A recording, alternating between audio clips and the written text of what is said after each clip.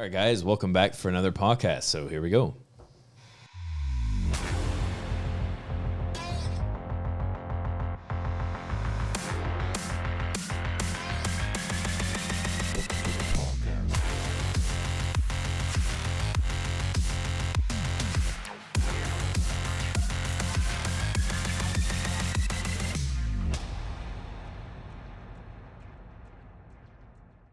Okay, here we are. Here we are. Welcome back. Yeah, something like Yes. that. You haven't been in here for a while. Been a little bit. Yeah. Yes. Yeah, we've had a lot of mixed content in the last 6 weeks, I guess. This is actually the third podcast that I'll be recording this week. Yeah. Because I had Caroline in here on Monday, Yeah. which then came out on Tuesday, and Molly's, which is going to be out by the time this comes out, Yeah. and now this one. Yes, So yes. just trying to grind it out a little bit, and that's kind of a little bit about what we wanted to talk about too, with this shifting of kind of what the podcast is, and not necessarily changing the content, but more the focus of that content and where the questions are coming from and all that sort of stuff. Yeah. So Yeah. And even our targets really haven't changed a whole lot. Yeah. But it's just, I think to be more interactive, Yep. of course. Yep. But yeah, I mean, even on that, we have a lot of new viewership, and there may be people who don't really know and haven't kicked 50 some plus hours into all the podcasts that we've had. That's when you had the idea of, it's like, all right, let's try to kind of get back to the basics on these, especially if we're now kind of kicking off like wave 2 of what these are. It's not just you and I, it's now we have more people that are kind of adding in that content, and then plus having a more direct engaged platform as well. I think that's going to be pretty fun. I'm pretty excited about that, to be honest. Yeah, me too. When it was actually coincidental, which this process has seemed to be really created that, like these weird coincidences of things like working together and developing thoughts that turn into process, and now it's just like, well, it's just the way we talk now. But Right. When Carol and I did the last one on grit and going through that flow chart about how it starts with growth mindset, and Yeah. then you get positive self-talk, and then you get perseverance and all Yeah. that. Yeah. It's like, well, that makes complete sense, because Yeah. the last 50 some episodes have really focused on, number one, like getting to growth mindset, but also like us figuring out that process. So we Yeah. had those pieces, and then as it's been discussed and kind of explored in a live sense, went from that into everything pretty much funneled itself into creating accountability, which is now including all of our core values and how all of the stuff plays together. Well, they all direct towards growth mindset. Yeah. So the more that we can engage that, probably the better. But also, it gives us the opportunity to focus a little bit past it, and how those things play in the real world, and that's where that engagement's going to probably come from. Yeah, and I think it's, truthfully, it's just kind of leaning into something we already have. I mean, our education system is 4 tiers for a reason. It's tier 1, the basics. Tier 2, learn a little bit more. Tier 3, let's keep touching on these things and growing on these. And then tier 4 is just, let's go out and teach. Let's show more people, that kind of stuff. So I think we had done it primarily from an onboarding standpoint, to be perfectly honest. But I think the reality is it's simple enough and it's malleable enough that we can use that type of setup in a variety of platforms, Yeah, for sure. And like, we're building the platform too, which correct. helps. And I think that'll be a nice way to kind of explore content as well, where we're running these things kind of side by side with, we've already kind of gone through the tier 1. We've kind of already gotten into, or maybe not necessarily through tier 2, but it's on the cultural stuff. Like, for sure. We've dove all the way in on all of that, and now it's it's even from those first few, as I'm going back in the archive. It's like, I just saw the thought happen that turned into the thing, right? Yes, so yes. nice part about kind of recollecting all that is I think we can do it a little bit more of in a concise way, but a little bit more on like examples and just being able to answer more specific questions and pull the pieces and how it all plays together. Yeah, and plus, as we integrate more with the education portal as well, it'll be kind of imperative, not just to kind of, obviously we have to pull out kind of the one-liners, the 2-minute clips, that kind of stuff. But I think we have having awareness of it a couple of years ago, several years ago, and then maintaining that focus for several years, you're exactly right, has provided the opportunity to create example, identify example, and then really honestly through that then strengthen process and things like that. So, see, I mean, with this episode, I really wanted to just kind of circle all the way back to the beginning a little bit because I think the way that we look at the problems as they exist has changed a little bit. I don't know if the problem definitions have changed a lot. I think the fundamentals of culture, service, and talent and the issues that exist within them are still pretty much the same, but in the first episode of the podcast, it was get out, right? Just get out of the problem, identify the reality that is these things, and just be willing to walk through that storm and start to pick up the pieces and sort of start over. Whereas, we think you and I were talking yesterday or the day before about now that mindset has shifted to not necessarily get out, which there's a ton to do in that, and that's getting yourself into growth mindset. Yeah. Not just avoiding problems, getting away from victim mentality, that sort of stuff. But it's more for us about how do we now start to stop the storm in its entirety. Which is, I think that's a big difference. What is the thing that has kind of, has there been anything specific to you that has shifted your mindset in that way? Is it just the fact that the scope has grown or that we've explored the things? Or what kind of is pushing you that way? Yeah, I think it's, obviously for me, it's always going to be kind of a multifactorial. It's going to be a big picture. I'm going to be looking at it from a couple of different angles, but I think there are a couple of things that did kind of fall into line. What we need to be realistic when we recorded episode 1 the first time around is, we had defined, staying in the eye of the hurricane is sort of this like comfortable place to be, but it's not necessarily a safe place to be, right. And saying like, there's just all this stuff kind of happening around you. But as long as we don't have to like get through the actual storm itself, we don't have to see what's on the other side, and we can just live in this little safe bubble as long as we move with the bubble. And I think part of that was, our drive and our desire to get out of that hurricane. You're exactly right. It's growth mindset that got us through the hurricane. And I think part of it, actually, I will in some way, shape, or form discredit ourselves. But I think, 2016, 17, 18, we started the podcast, we started all these things. We too were comfortable in that bubble. Yeah. So we maybe didn't necessarily see what was on the other side of the storm, because the idea is if you can get growth mindset, you can get through it. But we also were in survival mode. We also were of the mindset of a small practice. We had 20 employees or less, 15, 20 employees. So, for us, it was, again, just sort of staying in this safe bubble. And, what has changed? What has shifted? Why are we thinking about actually fighting the storm? Is, inside of that storm, it seems very scary. It's like we're in this bubble and I don't want to get through it. And what's going on? There's all these things around me. I'm not in control of these things. I'm not a one who can make a difference. This is what everyone else is doing. It's comfortable that we're going in that direction. The storm is scary. We got to the other side, and I think for me mentally, found out the storm's not as big as we think it is. And part of that actually is we inadvertently fought it. We didn't just get through it, but we started to create tools, all of our tools, the accountability components, the, moving through the after actions. Not that we invented after actions, but we use that as part of our processes. We started assembling all these things because as we were trying to get through that storm, we were getting hit from all angles, and it wasn't great. And there was good times and there was bad times, and there was more bad times than there were good times. You jokingly shared a picture the other day where I'm just sitting at my desk and I'm 3/4 dead on the phone. It's like there were times that this wasn't great, but what allowed us to persevere and what allowed us to continue to push forward was kind of like you're saying, from a grit standpoint. It's like, I trust in myself. I trust in those around me. I trust the team. I trust that we're headed in the right direction. And that, again, is one of our massive and first core values is trust. It's like, I just know that this is going to get better.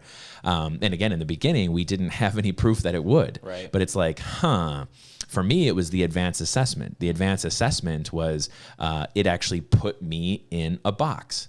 Oh, I have a personality assessment. This is what my thing is. This is what my trends are. Yeah. This is eerily accurate to what I am. And it released my mind. I was like, wow, okay. So actually the management of people might not actually be as hard as I think. And if currently we have no tools in the veterinary industry, at least uniformly adopted, we have no tools in the veterinary industry to manage these people problems. That was the first little light that sparked off for me. And then once, like I said, once we got through, it was like we created all these tools and all these things to help. And we started to fix process, and we started to go away with the old ways and no more appointments. It's all walk in and, plus or minus some pre-schedules and, all the things that we are. And it's like, oh, that storm is actually not too bad. Yeah. All we have to be willing is to embrace change with a growth mindset. Yeah. Well, I think now to say it's not just about getting through the hurricane, getting through the storm. Let's start to fight it, because this isn't that bad. Yeah. COVID was the catalyst. So while, yes, there's definitely the pandemic and health implications, and a lot of lost families are suffering. I mean, that a lot of that is just absolutely horrendous.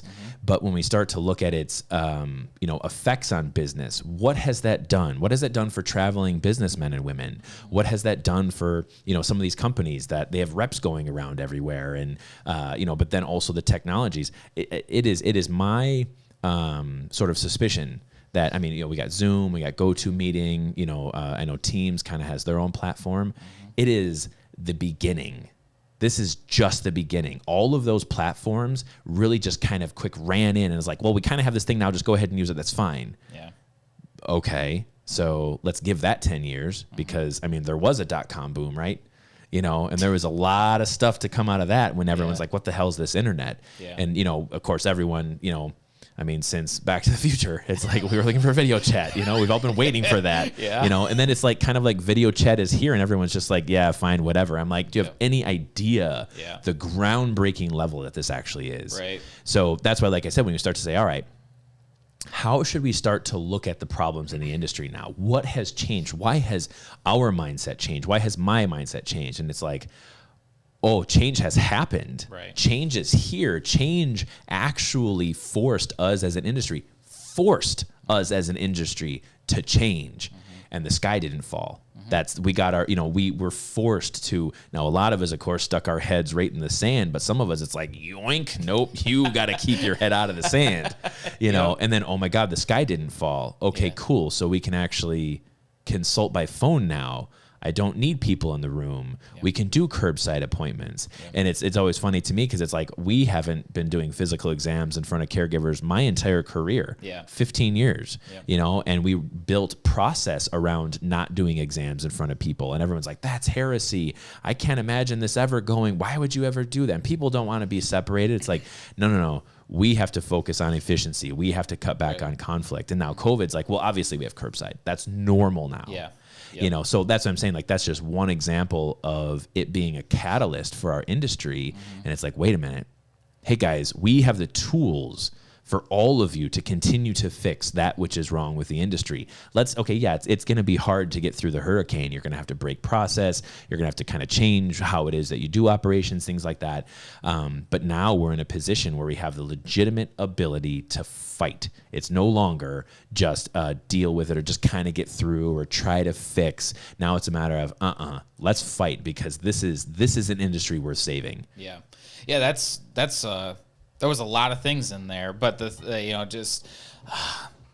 many things I want to talk about now. Yeah. But okay, so number one, the reason that I think that the storm basically got smaller was when you're the one that's going headstrong through it first. It's like we were on constant awareness to not get smacked by the big thing, right? And sometimes it was inevitable, but it was trailblazing. It was getting through it. It was making the tools. It was testing the tools. It was gaining and losing people along the way, and learning lessons essentially the hard way. And thankfully there was a lot of wisdom that we got to bring in from other industries and other resources, that sort of stuff. But sometimes you just got to do it. You have to. And now that it's been done, and now that we understand and can communicate the path out, it's like, oh, well, just take like 6 steps. Now they're hard steps, like and a lot of it revolves the big reason why core value of unity shifted to collaboration is it revolves really heavily around that concept of like you have a team and you have to be able to utilize all of your resources to be able to have difficult conversations to ultimately get out of it. Because if you don't have that, you're never going to leave. You're just going to get blindsided. And some of that's actually on what we sort of covered the other day on the quality quantity diagram is it's like there's different ways that as you start to increase quality and you start to have more quantity of caseload, you start to see and serve more patients and educate more caregivers. There's ways in which you're going to fall off. And, like I said, in going through the hard ways, you can't, it's going to be hard to get through it. It's going to be hard to increase quality consistently. It's going to be hard to rally the team around one cause. If you have people in the team that are self-motivated, they're not here for the same purpose. They're not actually here to serve. Or more importantly, they say they are here to serve. They say they are here for the same reasons, but really at their core, they're driven towards their own interests and really kind of separating the wheat from the chaff and being like, okay, if we're actually going to be collaborating on this, who's talking the talk and who's walking the walk? Because I want walkers who can run. Right. That's the point. So, and again, when you sort of look at the ways in which you would fail as you start to get through that, it's you have to have proper collaboration. You have to have a proper team dynamic. And sometimes that means some people are off-boarded. Sometimes that means new people are onboarded. Right. And I think what we'll find is between young entrepreneurs, older business owners, or whatever it is, it's the difficult conversations. It's like, well, who are we professionally? Who are we personally? And then saying, well, you have to stand on principle. What are those principles? Well, we're here to serve. Right. We are here to serve. We are here to serve the patient. We are here to serve the patient by educating the caregiver. We are here to serve the patient by being a good veterinarian. We are here to, all of these different items. We are here to serve. Yeah, and that's actually that's been probably one of my just reminiscing a little bit about what the last year and a half has been as we've really put the rubber on the road with a lot of this stuff in both working through the theory and putting all these pieces together in the podcast, but also exercising all of it. And then really stress testing the hell out of the system, for 6 months over last summer, and even actually longer than that. But I think one of the coolest parts through that process has been, especially with focusing on collaboration and the way that it's worked within our team, is I don't enjoy losing people, but what I really enjoy is seeing the change in people when we lose people that aren't collaborating. That is because our team has grown substantially. And through that process of essentially trial and error, which we've talked about in the past, about how you're going to hire at problem child and you kind of got to see where it goes.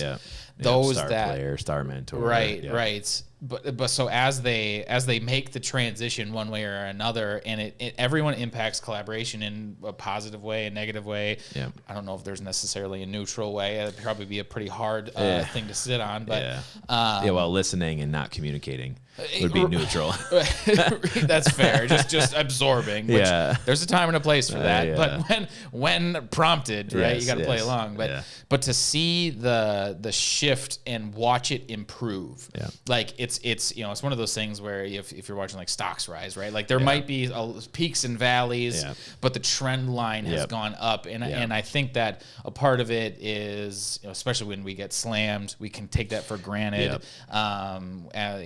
You get now, since the sun came out, rolling 50 patients in and out of here a day again. Correct. And I think that highlights, number one, that hiring and cultural process is, as we talked about on Wednesday, right? Like that's the process of scalability. If we wouldn't have had the cultural portion, there's no way in hell we would have been able to have the process by which to actually scale the way that we had to last summer. Like we went from essentially like, hey, we're open after hours, right, to, oh no, now we're gonna get slammed all day long, and we're not gonna crack, right, like we're gonna get beat on, yes, and we created a triage system on essentially a whim, yeah, and then more or tested less. it for a month, and then it's just what we live on. And actually I was talking to Annie about that too the other day, how like we're a year into that triage system now everyone knows what it is, and new MSS, new CVTs, they come in and they have this baseline from their training, and they're not just distraught with like, how does this work? Right. And we didn't have that a year ago. So like being able to head on this caseload with that intention of being here to serve. Well, now it actually, like, here to serve, and that transition to me is also, we're here to serve our team with process. Absolutely. We're here to serve the education systems in reinforcing or improving what it is that they're learning, all to come back to here. We're here to serve the patient. But if we didn't have those fundamentals and these pathways that we've trudged through, I don't know how we would have made it through last year. And even if, looking ahead now, like if we didn't have that with the number of people that we have, there would be a high level of volatility available, I would say. Yeah, no, absolutely. And it's again, like you said, it's getting back to, now that we have new people we're onboarding, it's okay, well, we've actually been able to say, hold on a second here, we can't just go waist deep in this straight out. Like we really should, again, focus on tier 1. What do they actually have to know in the first week?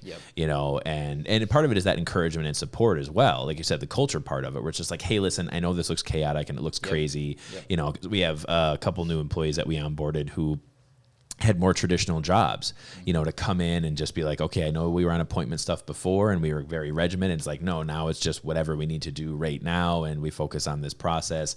And they're like, but don't worry about that. We have someone who's running triage, and the person running triage also communicates well with our doctor staff, and just, we're going to give you this task, and you're just going to go do that task. And when you're done with that task, you're going to come back. And they're like, oh, okay, I can do that. And it's not to say that they are incapable. They have a very good skill set.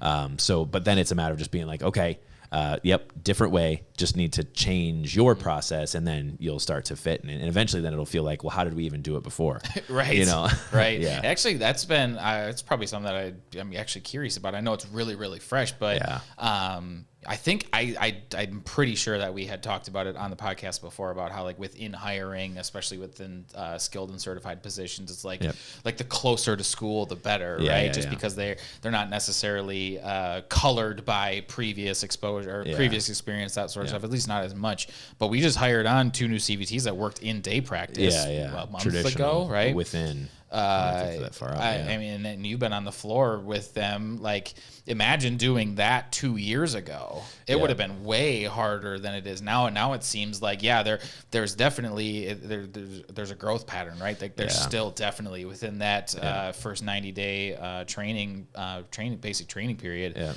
But like, they're also not like the black sheep. Like, they still fit right in, which I don't know if we could have done that a couple years ago. I mean, and plus I think, because again, a lot of what we had a few years ago, it was very much reactive. It was produced for in the moment. It was very crude. It was very early.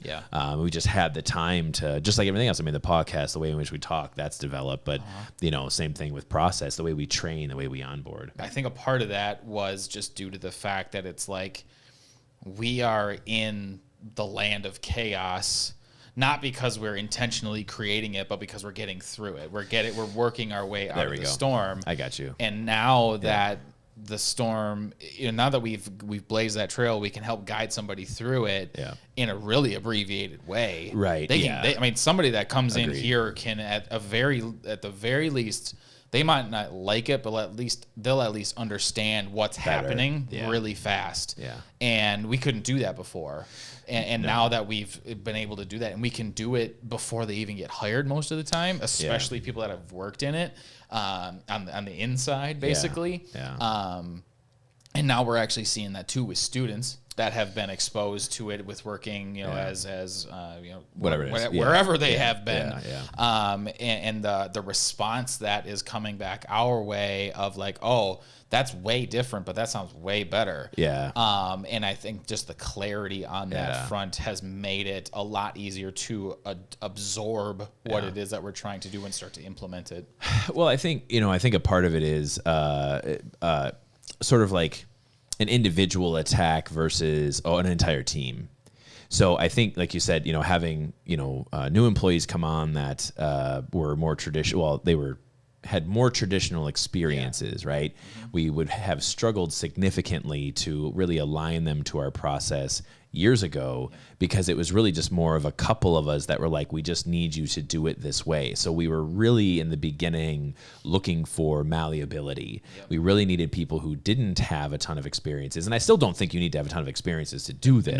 No. But when it was just a couple of us that were trying to, pitch the story and trying to get it, that was at least a huge part of our war of attrition. Let's just keep kind of moving, trying to find the right people who are impressionable, and or who are dedicated. Because obviously, like with Trevor being an example, very traditionally trained, very traditional experiences, but he was dedicated. Yep. He was like, all right, if we're going to do this, let's do it. And how are we going to do it? And let's do it together.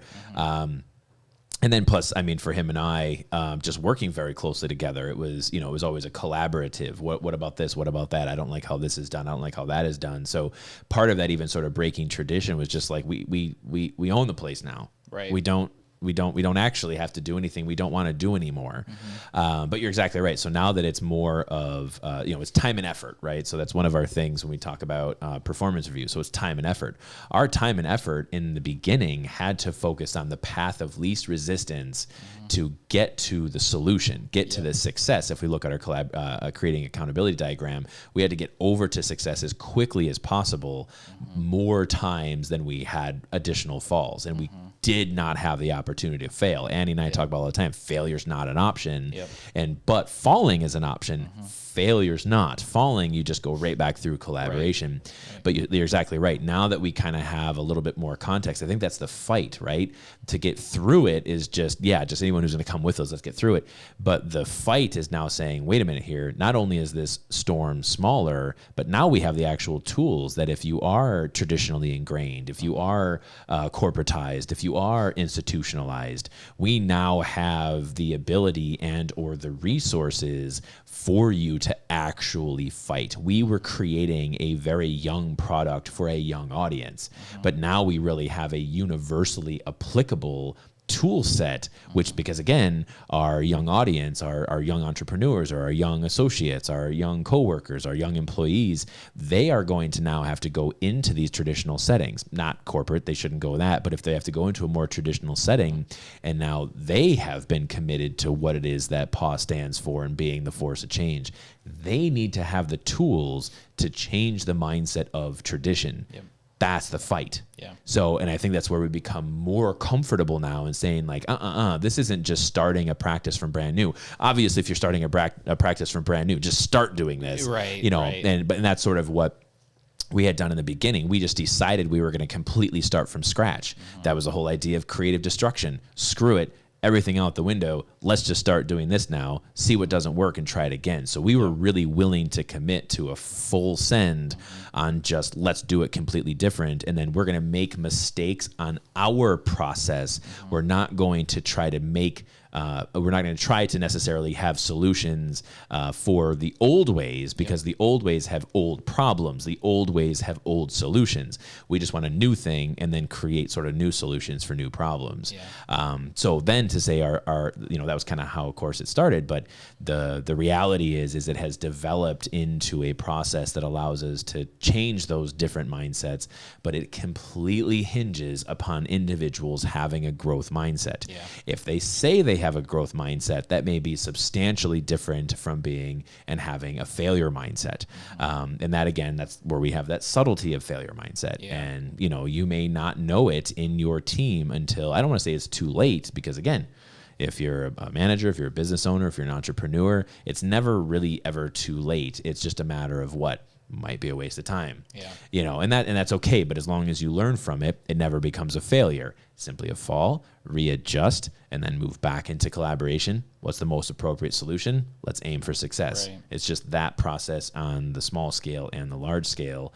And I would like to say it's not more complicated than that, which I don't believe it is more complicated. I do think it is more complex.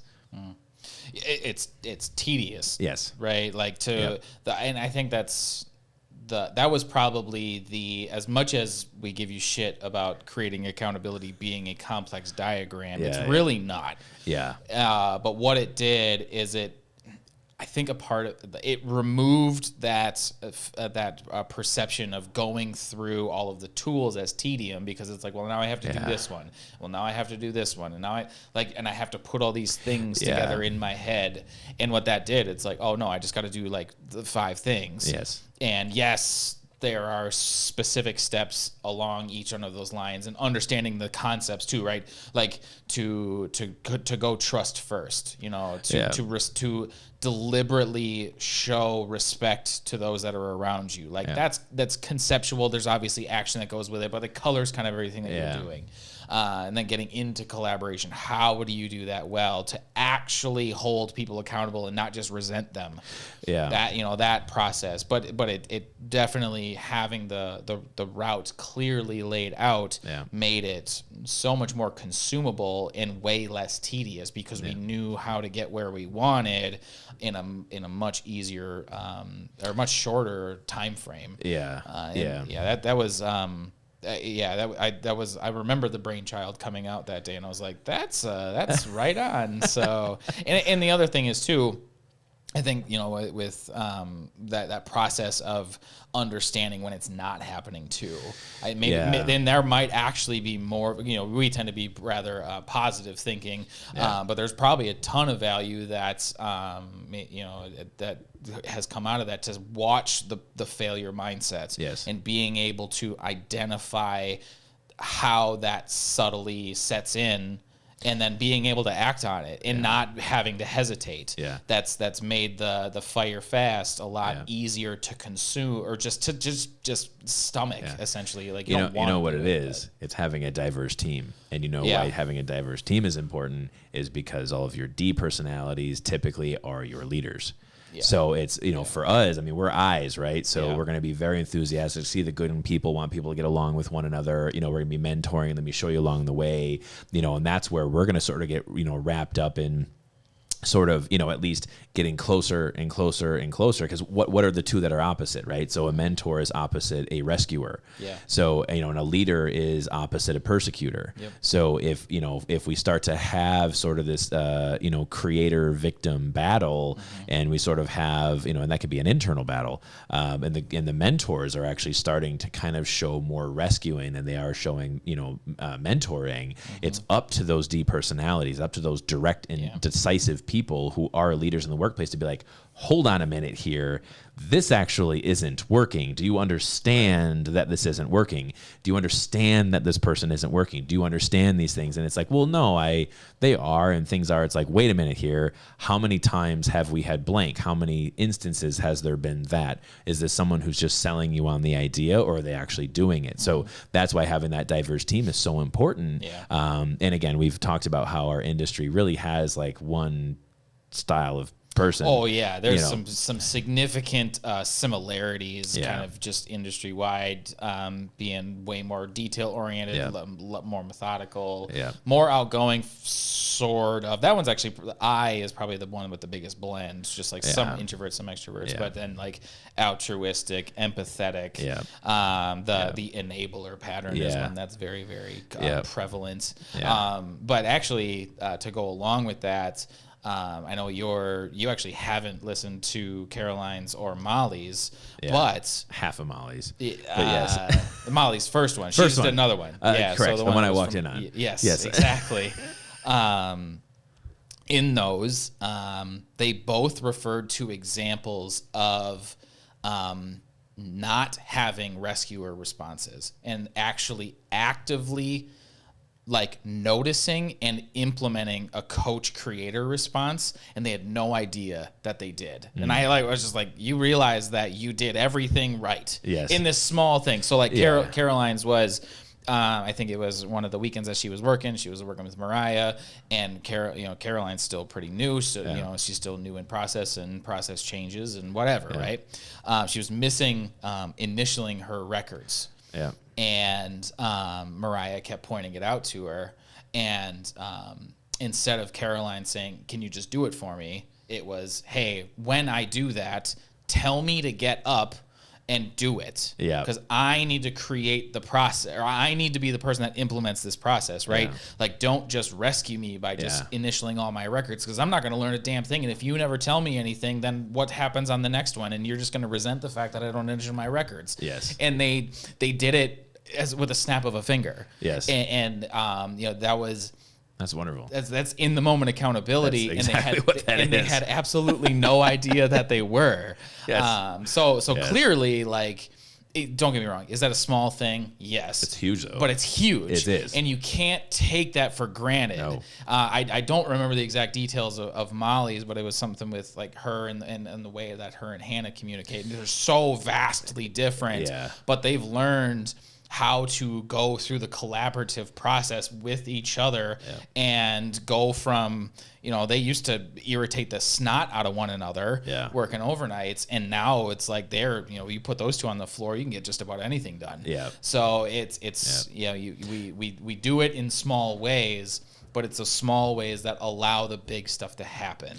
No, so we talk about individuality, right? Yeah. That's what we've been pitching on this platform for quite some time, is that we have the same heading, we have the same purpose, shared purpose, shared well-being, and that is part of that individuality. We're not asking Molly to be like Hannah, we're not asking Hannah to be like Molly, we're not asking, in any of those circumstances that we would have on these sort of microtransactions, and that's why we talk about there is no reality in which you should be a victim, because by definition, a victim is someone who assumes or is convinced that they are powerless in a set of circumstances, or powerless against someone else, and that's not the point. You don't tackle the big problems right at its head unless you're crazy and decide to do that. But the reality is that most of it is just these small little bits, small little bits, and then eventually what ends up happening is you actually don't even know that it's happening, and then everything just sort of fixes itself. Right. Well, and actually, as much as you say that you're the guy that's crazy and wants to solve all the problems all at once, like, absolutely. I think it's just you're the guy that's just most willing to be like, that's the problem, we're going to solve it. Now, how do we solve it? And the thing I think that this summer I'm super, super curious to kind of watch the first week or two as we have this big influx of students at multiple levels of education experience. Brianna's already been here before, so she knows what, but now her role is different, right? So her learning process is kind of restarts. And we got kids from, the ones from MSU for however long, and now Gateway students are going to be here too, and we're going to have this big influx of people with a super wide variety of experience and exposures and that sort of stuff, and it's going to be that little stuff that they're going to be like, this is different. And with Christina and Lauren, when I did a couple of short interviews with them, they didn't even have the words for when they were here for the week that they were here 4 years ago, or when they came. Right.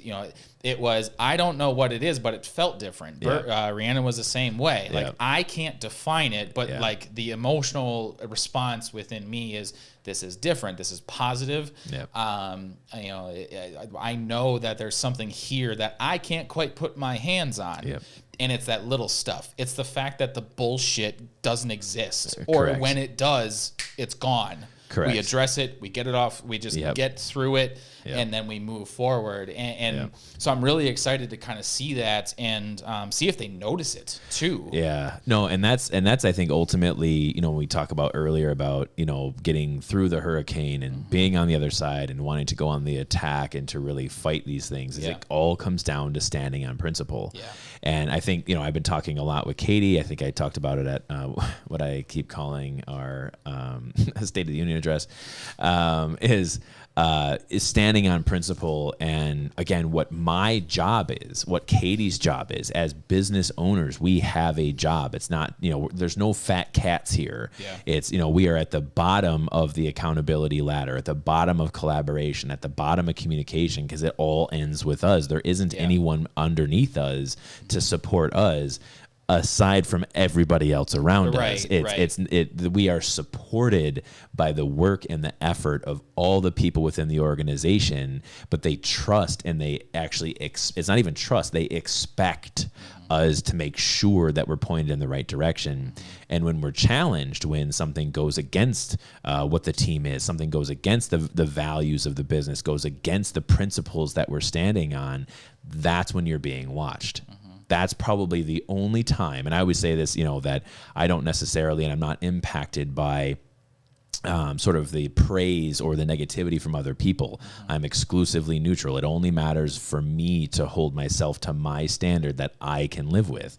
That's probably the one time that I will let that in, is that if I am on the stage and it is my job to determine, are we standing on principle, and is this something that if I have to make a decision, can I actually live with that decision? But most importantly, can I look other people in the eye on the decision that I made? Right. That's probably the one time that I'll let that creep in, is where, and that's what's important. That's what's hard. So to say, that's the big picture type stuff. But again, as it starts to slowly creep in, you start to have more and more conflict. You start to have more inefficiencies, because all day, every day, all we talk about is, not that we talk about buy-in, we talk about dedication, we talk about shared purpose, we talk about all these items. But if you don't have that foundationally, if you're not standing on it, you're like, well, actually, we talk the talk, but we don't walk the walk. Right. Then it's all over. Yeah. And that's why I agree with you. I am excited that we're getting that much influx and that many students coming in.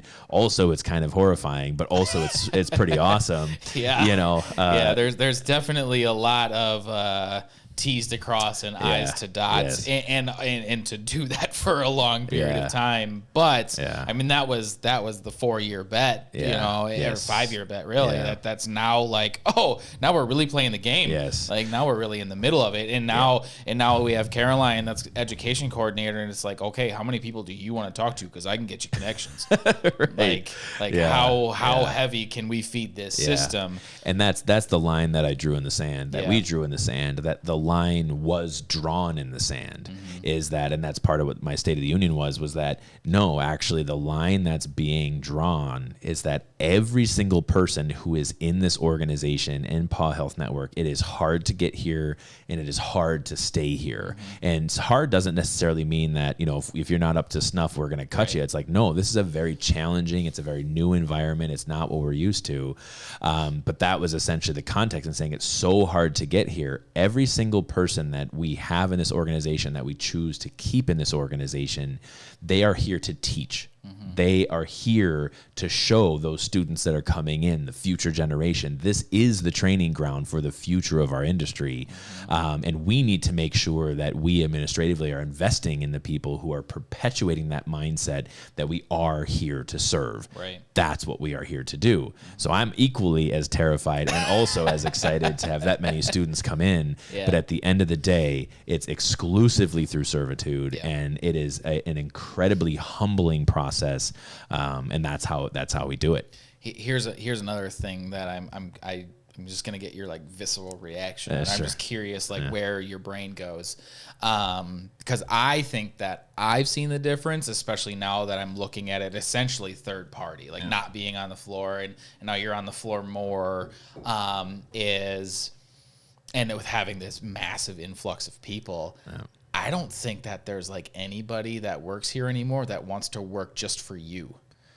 Correct. And that was the goal. Yes. For the whole time, Correct. right? And so here that was the battle. That was But I think this is why, is now that we've figured out the path, they don't just have to grab onto your coat and Correct. like, all right, just don't let me die. Yes. Like, yes, thank you. Like, I want to follow whatever it is that you're doing because I get the value. I don't have the ability to work my way through it, but I'm going to push. You're going to pull and I'm going to push, right? But now that trail has been blazed, and actually another thing, my curiosity with students, right, is they're going to want to work for PAW. Yes. That's been the response. Like, these are not Carlo ideas. These are PAW ideas. This is PAW process. This is the way that PAW does everything. And Carlo is just a vessel by which that is fulfilled. Yep. I don't see that existing at all anymore. Is that kind of your similar perception of the situation? Absolutely. Yeah, hands down. I mean, that has always been, that's why it's not called, Riolo Nixich Veterinary Clinic. We don't have our names on it. We don't even have the same last name. For us, we want anonymity. We want it to be something where the shared purpose and shared well-being, our core value is not do what Carlos says, do what Katie says, is that really when it's like, you're exactly right, when you have you have a principle, you have a movement, you have an idea, you have something that, like you said, is trailblazing. You can have a leader and you can have a mentor, but that's not who you're working for. And that's where, for us, we have made it abundantly clear. I'm an employee of Paw Health Network.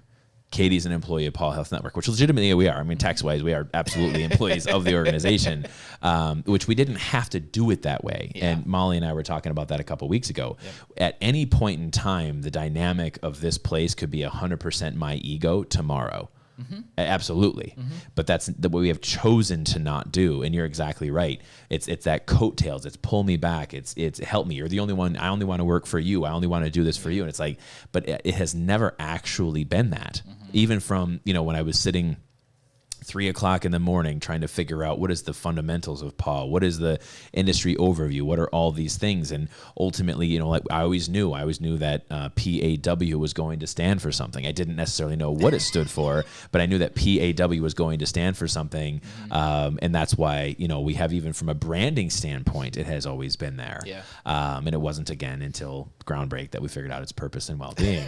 But the reality is, you're exactly that. Is I feel like that's where I'm often made to feel as if I am the boss. I'm made to feel as if I am the owner.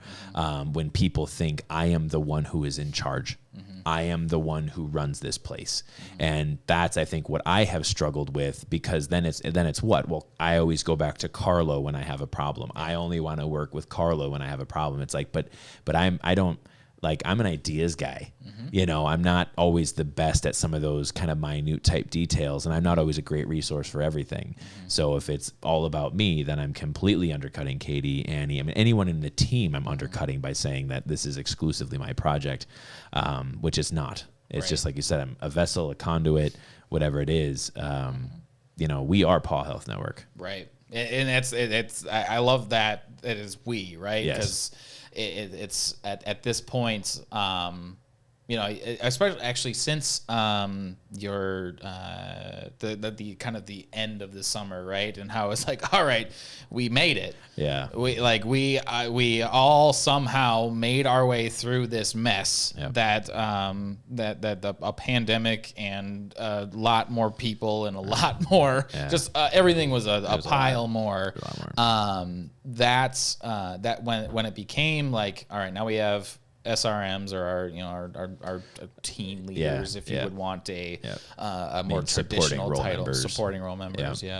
That's and it actually, that process, right? So when that happened, it was, all right, Carlo's available. Carlo's here. Carlo's going to ask questions. Carlo's going to seek collaboration.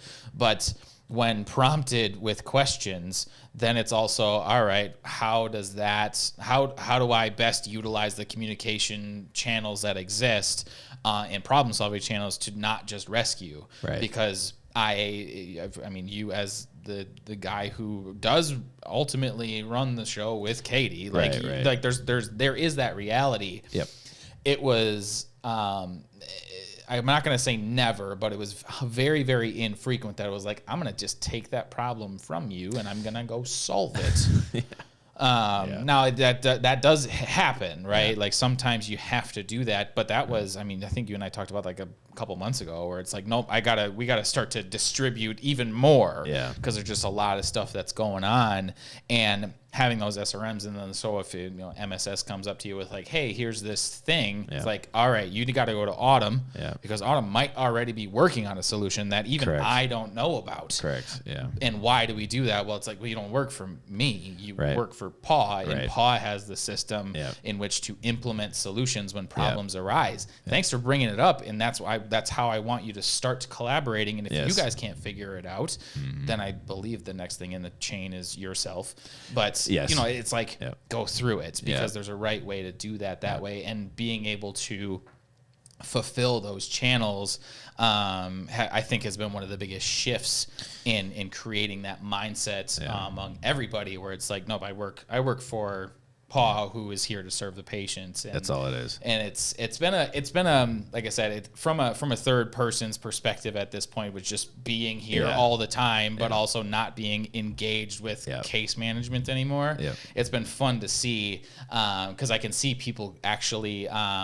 It's a similar feeling to like when like you have a niece or a nephew and you see them like once every month. And they're growing rapidly because your perception of time is so much different. Same thing. Where it's like, I see these massive shifts in people, and we're like, we're taking the process by which they get there for granted a little bit. So it's the same thing. Like, I mean, we said even before with culture and core values, is all of these things we're taking off the wall. We're putting these, we are actually implementing.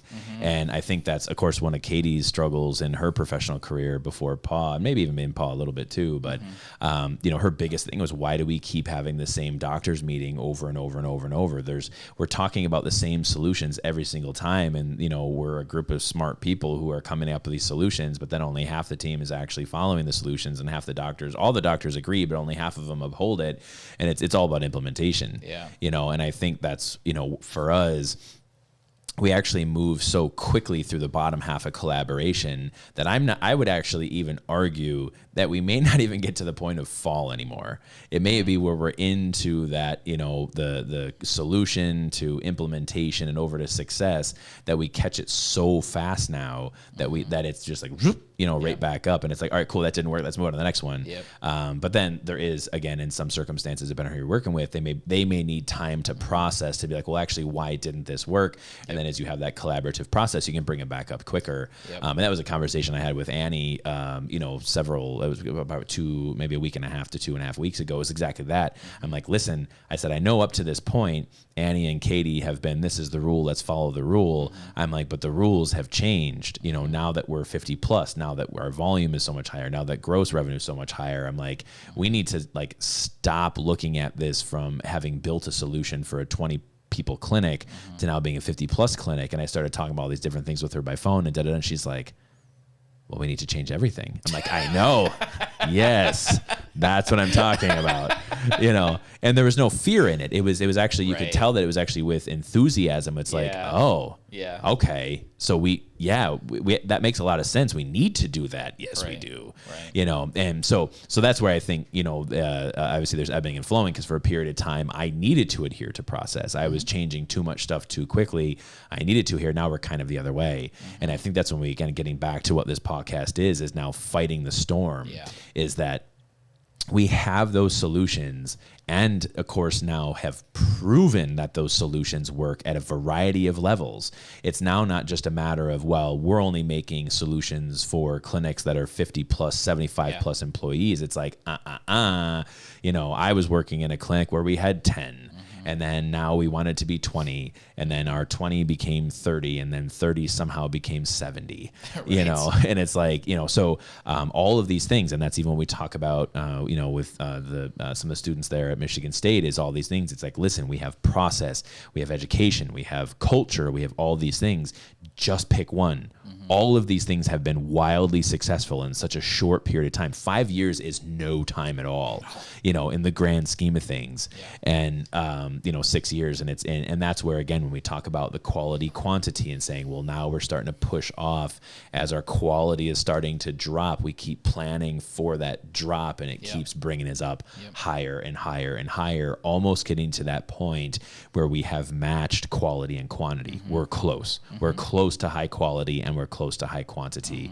And it's all through just what I always say is that culture and core values is the pill pocket to process.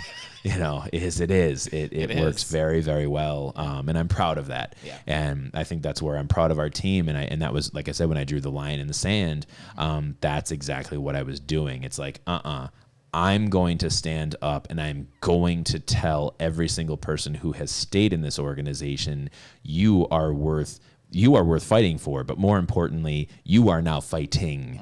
You are now, even if you don't think you are, you already know more than if you worked here one day, you already know more than one person who has worked here 0 days, and lean into that, embrace that, know that you guys are here to teach. And that's the line that was drawn in the sand. We are here to teach. We're here to serve. And anyone in the organization can. And if they can't, then we'll try to address that and help them grow. And if they, again, can't walk the walk, like we're looking for runners. Yeah. We got a lot of work to do in the industry, but the more people we can connect with, the more people we can reach out to, and that's of course the change in our platform. Yeah. So I guess to kind of just like wrap it up, because I think the next one for us is sort of redefining what the storm is. Now that it's like, now we know how to get through it, and we're from the outside, like really looking inward. We can sort of probably just better define out what the variables are, but like moving forward in knowing that we've done 50 plus podcasts of essentially getting ourselves into growth mindsets, tools. How do you kind of see where this platform is going for those that have been frequent or maybe even new listeners, and kind of what to expect? Yeah, it's taken the fight right to the beginning. And for us, it's, again, we have the tools. We can, have these resources. We have the education portal that's going to be live here in a couple of months. We're going to have these resources for clinics to start to use and consume, to help start to change the ways of tradition. But taking the fight right to, again, the university level, to then also say, all right, let's start to teach you guys from the beginning, day one, vet student year one, day one. Let's start to talk about, let's start to learn, let's start to engage, let's start to collaborate. So it's the same thing that our core values are, is trust, respect, now collaboration and accountability. All it is I trust that the people in the industry are here because they want to serve the patient. I have respect for every single person in this industry, that whether it be first-year veterinary student all the way up to 30-year owner, I have that respect. But now we need to collaborate. If we as a profession cannot collaborate with one another, if we as a profession and industry can't collaborate within our team, then we're never actually going to bring the industry to a level of accountability that it needs to serve. And while we have talked about all of our tools of accountability for the last 50 podcasts, the change in this platform is doubling down on collaboration.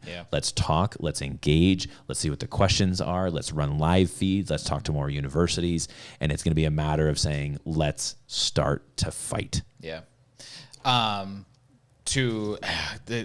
is going to be I can't not ask this question right now. It's one of those things where I know that you're supposed to be on the floor, but I have to ask. Now that we've gone through kind of that shift, right, and we know where we're headed, is that the thought process that makes us reject corporate model? Like, don't get me wrong. Like, there's probably a lot of reasons why, like, we think the corporate structuring doesn't work. But for me, it's like, I think that's the fundamental of it, is there are so many things that exist in those structures that decrease, eliminate, kill collaboration. Absolutely. not only within the organization, but also between organizations.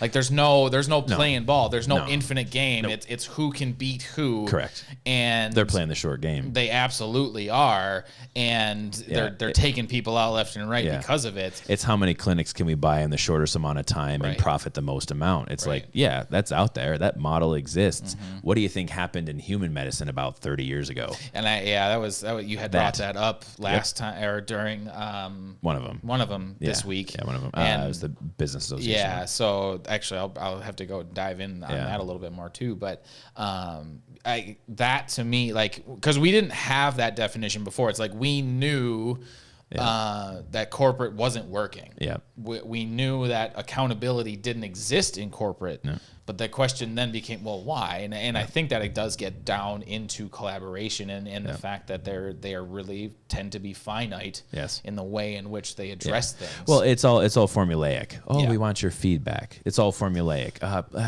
Exit interview. It's all formulaic. Numbers. It's all formulaic. Here's your regional manager. It's all formulaic. Yeah. So it's we're here to have a work-life balance and we have income formulaic. So when we start to, you're exactly right. So the collaborative effort, I mean, think about even this is when Paw Health was in its first year, its first 3 months. I mean, you were still a catch-all. And I said, if there is ever a circumstance where I have a ground floor employee, someone at the top of my pyramid that we are supporting as an organization, a frontline worker, just these people that are fighting every day to serve this greater good. And if they see a problem, it's the whole idea of the red button, is that if they see a problem and they are trying to voice that they either see the problem or have a solution for the problem and it gets stalled along the way, that's what I was the most fear of any model across the board when we're talking about corporate, is the pure lack of collaboration.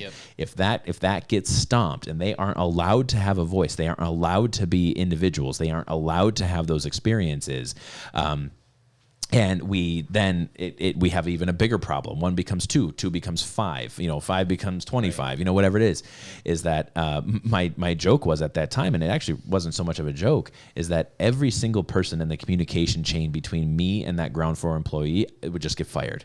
Because what happened? We completely stalled out collaboration. We completely killed communication. And that's where, even over these last couple of weeks, I had a couple employees approach me, the same thing. You have to be able to be comfortable collaborating and comfortable communicating. And as soon as that goes away, the company falls apart. Right. That is the infinite game. Yes, the infinite game, Simon Sinek is outlast. Play it longer, just survive, keep going, keep problem solving. Don't go for the short-term wins or losses. The only way that is possible is through collaboration of an accountable team. It's the only way that it happens. And that does not exist as a whole within several and multiple business models that are founded in sort of corporate and capitalism. Right. So so we're going to be hitting, we're going to be re-hitting a lot of stuff, but I think in a different way. That different platform, different way. So we're going to be probably a little bit more specific, like I said, on during Wednesday with the VBMA thing. I wrote down 6 different podcast topics that are going to utilize all of these ideas that are specific to questions, and then bringing in all these students and stuff, just having them sit in here and just ask questions because it's round 2, man. It really is. It is. Round 1 got us here. It's round 2 fight. So I'm looking forward to it. I think there's going to be a lot of good stuff moving forward. But with that, you probably got some stuff you got to go do. And, more or less. If you want to go ahead and take us out, we will move forward into round 2. All right, guys. Pleasure having you all for another podcast, and kind of moving forward, keep an eye on all of our platforms, all of our broadcast times, because that's going to be your opportunity to engage with us. So see you there.